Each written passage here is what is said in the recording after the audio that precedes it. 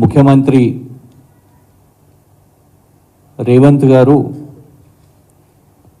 హుటాహుటిన పార్లమెంట్ ఎన్నికల కోడిగా వారం 10 రోజుల్లో రాబోతున్నది కాబట్టి ఎట్లా ఓట్లు తెచ్చుకోవాలి, ఎట్లా తను చేయని పనికి కూడా ప్రచారం చేసుకోవాలి అని మరి ఎలాంటి వారి శ్రమ లేకుండా, వాళ్ళ పని లేకుండా, కనీసం దాని మీద మినిమం నాలెడ్జ్ లేకుండా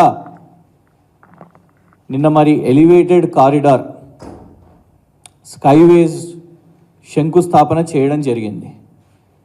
ఎందుకు రేవంత్ రెడ్డి గారికి దాని మీద అవగాహన లేదు అని అంటున్నామంటే, మొదట రేవంత్ రెడ్డి గారికి తెలియాల్సింది ఏంటంటే, జూబ్లీ హిల్స్ నుంచి షామీర్పేట్ వరకు మరియు ఇటు మేడ్చల్ హైవేకి ఈ 2 స్కైవేస్ కోసం ప్రత్యేకంగా కాకుండా ఒక ప్రెస్టీజియస్ ప్రాజెక్ట్గా కేసీఆర్ గారి ప్రభుత్వం ఎస్ఆర్డిపి అనే కార్యక్రమం వారు ప్రభుత్వ హయాంలో తీసుకోవడం జరిగింది.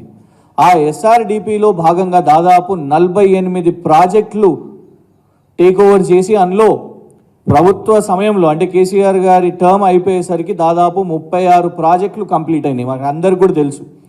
బాల్నగర్ ఫ్లైఓవర్లు కానివ్వండి, కొత్తగూడ ఫ్లైఓవర్లు కానివ్వండి, అటు ఎల్బీ నగర్ ఫ్లైఓవర్లు, Anandbagh lane, Nagole flyover, Kamineni flyover, అండర్ పాస్లు, మైండ్ స్పేస్ జంక్షన్, బయోడైవర్సిటీ, ఆర్యూబీలు, ఇట్లా ఎన్నో, ఇవన్నీ కూడా దాదాపు 36 ప్రాజెక్టులను ఎస్ఆర్డిపిలో కేసీఆర్ గారి ప్రభుత్వంలో పూర్తి చేయడం జరిగింది.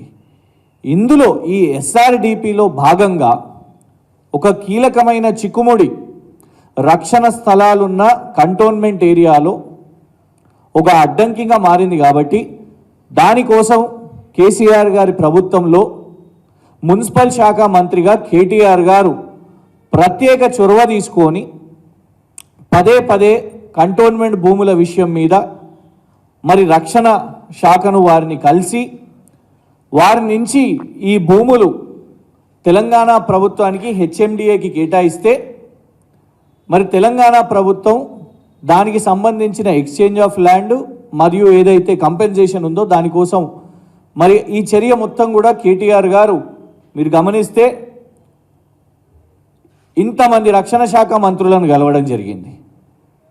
కేంద్రంలో ఉన్న మరి ఆ మంత్రులను, ఇటు స్వర్గీయ సుష్మా స్వరాజ్ గారిని, అరుణ్ జైట్లీ గారిని, స్వర్గీయ మనోహర్ పారేకర్ గారిని, ఆ తర్వాత నిర్మలా సీతారామన్ గారిని మీరు గమనిస్తే మీ పత్రికలలోనే వచ్చినాయి. డిఫెన్స్ ల్యాండ్స్ కోసం నిర్మలా సీతారామన్ గారిని కలవడం, మరియు ఆ తర్వాత వీళ్ళందరి తర్వాత రక్షణ శాఖ మంత్రిగా వచ్చిన రాజ్నాథ్ సింగ్ గారిని కూడా కలిసి పదే ఈ స్కైవేల నిర్మాణం కోసం ఈ రక్షణ స్థలాలను ఇస్తే ట్రాఫిక్ కంజెషన్ ఒక పెద్ద పరిష్కారం వస్తుంది.